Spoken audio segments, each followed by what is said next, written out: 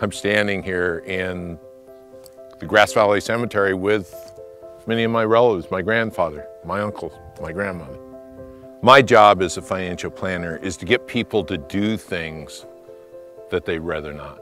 And one of those is talking about death, about dying, about the ultimate place we end up with, and how we affect those beyond us. Whether it's estate planning, whether it's wills, whatever it is, we need to face the reality of where we're headed. One of the things I try to get all clients to do is write a love letter to those they care about.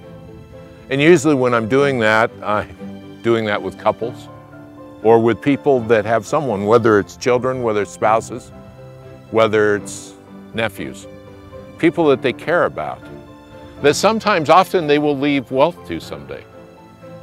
Wealth without knowledge is worthless. So how do we leave knowledge to those that we love?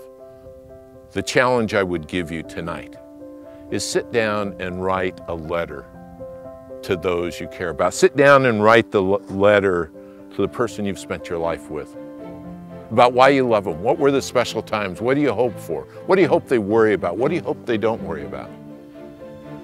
Because someday you will be gone. You know, my Uncle Carl is buried over here. He was the best storyteller in the family. We went and hand dug that grave. 8 cousins and my son got together and hand dug that grave, and we buried Uncle Carl in that grave. And all his stories died with him. Think of how many stories die, how many thoughts, what's important to us.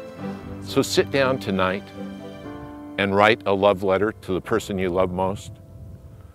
And when you're done with that, write one to each of your kids. Leave a piece of what's important to you. Leave a piece of why you care about them. What do you love about their life and the memories that they bring to you? Because nothing you leave in 100 years, nobody will know what wealth you had.